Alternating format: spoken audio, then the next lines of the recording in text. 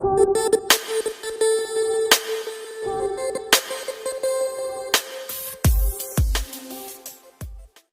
नमस्कार, मेरा नाम है सुनील और आप देख रहे हैं student can I help you. कैसे हैं बच्चे लोग सारे?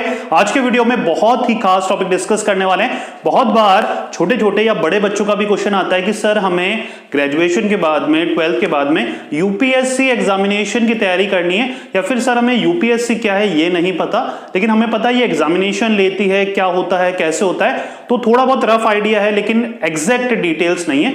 तो हाजिर मैं आपके सामने, सुनील अधिकारी हाजिर है। आज की वीडियो में डिस्कस करने वाले हैं यूपीएससी से जुड़े सारे फैक्ट मैं आपको बताने वाला हूं, A to Z सारी डिटेल मैं आज ही के वीडियो में आपको देने वाला हूं। तो बिना टाइम वेस्ट करते हुए चलिए करते हैं वीडियो को स्टार्ट। सबसे पहले देखेंगे फुल फॉर्म, बेसिक लेवल से मैं स्टार्ट करूंगा। अगर 8th क्लास का बच्चा भी वीडियो देख रहा होगा तो उसको भी समझ में आ जाएगा सर यूपीएससी एग्जामिनेशन क्या है और इसको कैसे दिया जाता है, एलिजिबिलिटी वगैरह क्या है, राइट। सबसे पहले full form, union public service commission.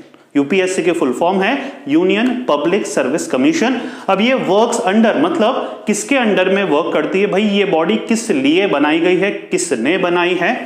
Recruitment agency for GOI. GOI मतलब गवर्नमेंट ऑफ इंडिया की रिक्रूटमेंट एजेंसी। रिक्रूटमेंट मतलब ये भर्ती देती है, या लोगों की जब भर्ती मतलब रिटायरमेंट हो जाते हैं या फिर वैकेंसी कम हो जाती है, रिक्वायरमेंट होती है, तो ये नौकरियां प्रोवाइड कराती है। गवर्नमेंट ऑफ इंडिया के अंडर में ये वर्क करती है।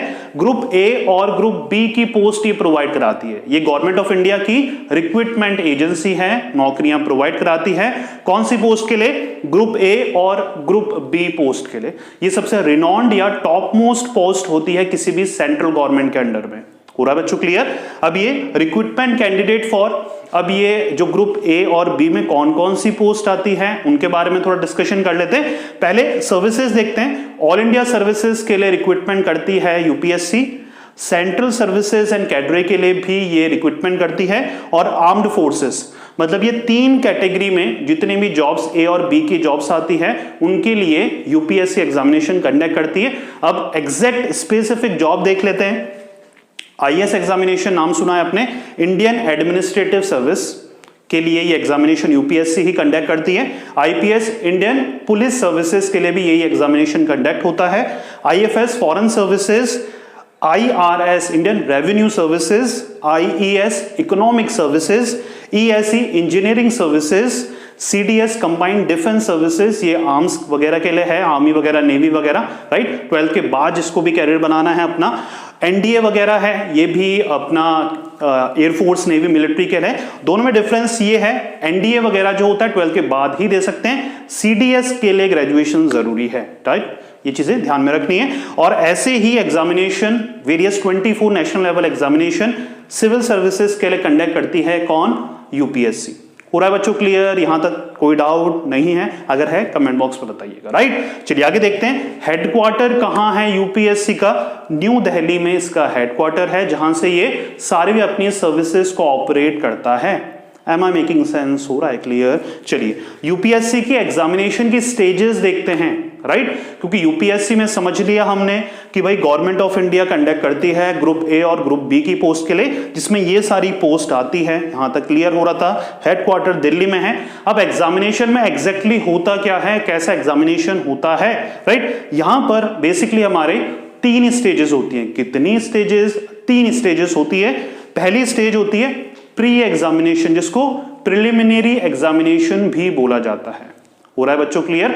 यहां बेसिकली अगर टेक्निकल एस्पेक्ट में देखा जाए तो 400 मार्क्स का यहां पेपर होता है। 2 पेपर होते हैं, एक जीएस का, जनरल स्टडीज का, दूसरा सी सेट बोला जाता है, जिसको क्वांटिटेटिव का या एप्टीट्यूड टेस्ट भी बोला जाता है, राइट। तो यहां पर प्री एग्जामिनेशन जो बच्चा क्वालिफाई करता है उसको मेंस एग्जामिनेशन के लिए बुलाया जाता है, जहां पर टोटल 9 पेपर्स होते हैं।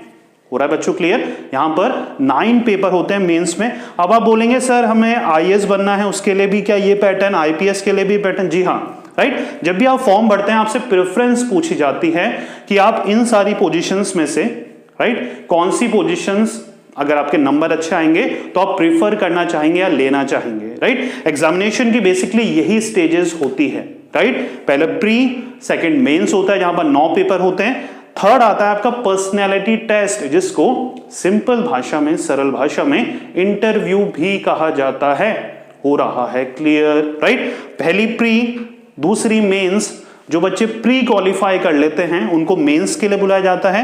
मेंस क्वालिफाई करने के बाद पर्सनैलिटी राउंड, इंटरव्यू राउंड होता है, पैनल इंटरव्यू होता है, बहुत हार्ड होता है क्रैक करना, और फिर मेरिट लिस्ट तैयार होती है स्टेज 2 और स्टेज 3 के बेसिस पे। पहला जो प्री है वो सिर्फ क्वालिफाइंग नेचर का है, दैट मींस उसके मार्क्स इंक्लूड नहीं होते हैं जब फाइनल मेरिट लिस्ट तैयार होती है, राइट। इन दोनों के बेसिस पर, बी और सी के बेसिस पर आपको मेरिट लिस्ट तैयार होती है, उसके बेसिस पर आपको ट्रेनिंग के लिए भेजा जाता है मसूरी, हो रहा है क्लियर, राइट। तो ये है बेसिक सा स्टेजेस ऑफ यूपीएससी एग्जामिनेशन। अब आगे देखने वाले हैं एलिजिबिलिटी क्या है। कौन प्यारे प्यारे बच्चे यूपीएससी के लिए एलिजिबल है, दैट मींस ये एग्जामिनेशन दे सकते हैं। सबसे पहले एज देख लें। यहां पर एज आपकी 21 से 32 के बीच में होनी चाहिए। रिलैक्सेशन भी है, ओबीसी का 3 साल, एसटी एससी अगर आप हैं तो 5 साल, राइट। नहीं तो जनरल के लिए 21 से 32 के बीच आप होने चाहिए, पूरा क्लियर। क्वालिफिकेशन की बात करें तो प्लेन ग्रेजुएशन होनी चाहिए बस। ग्रेजुएशन साइंस में हो, कॉमर्स में हो, आर्ट्स में हो, मैटर नहीं करता है। That means UPSC examination civil services या सिविल सर्वेंट कोई भी बच्चा बन सकता है, चाहे वो आर्ट्स का हो, साइंस का हो, कॉमर्स का हो। सर तीनों में से प्रीफर मतलब किसके लिए बेनिफिशियल रहेगा? आर्ट्स वालों के लिए, क्योंकि 40 से 50% जो भी आपका पेपर 2 है या फर्स्ट पेपर का थोड़ा बहुत जनरल स्टडीज का पार्ट है वो बीए में या आर्ट्स वालों को पता होता है या उनको स्टडी कराया हुआ है उनके ग्रेजुएशन में पहले ही, राइट। लेकिन भाई अगर साइंस के हैं, कॉमर्स के हैं तो डिमोटिवेट नहीं होना है। हार्डवर्क जितनी वो कर रहे हैं उतनी ही आपको भी करनी पड़ेगी, राइट। तो ऐसा कुछ ज्यादा प्रेफरेंस उनको ऐसा कुछ नहीं है। हार्डवर्क मतलब बहुत ज्यादा हार्डवर्क है इस फील्ड में। अगर आपको सिविल सर्वेंट बनना है जी तोड़ मेहनत करनी पड़ेगी आपको, राइट। आगे देखते हैं एग्जाम की फ्रीक्वेंसी। हर साल ये एग्जामिनेशन होता है, तो हर साल आपके पास एक चांस होता है कि आप यूपीएससी को क्रैक कर सकें, ये तीनों स्टेजेस को आप क्रैक कर सकें और एक civil servant as IAS, IPS, IFS, IRS बन सकें और अपनी कंट्री को as a civil servant serve कर सकें, राइट। तो ये थी सिंपल सी बट बहुत ही इफेक्टिव यूपीएससी से जुड़ी जानकारी। उम्मीद करता हूं वीडियो अगर पसंद आया होगा, थोड़ा बहुत भी पसंद आया, प्लीज लाइक जरूर करके जाइएगा। अपने एक फ्रेंड के साथ जरूर शेयर करिएगा जिसको कुछ भी आइडिया नहीं है यूपीएससी के बारे में, लेकिन कहीं ना कहीं उसके दिमाग में है यूपीएससी करने का, तो उसके साथ शेयर करना मत भूलिएगा।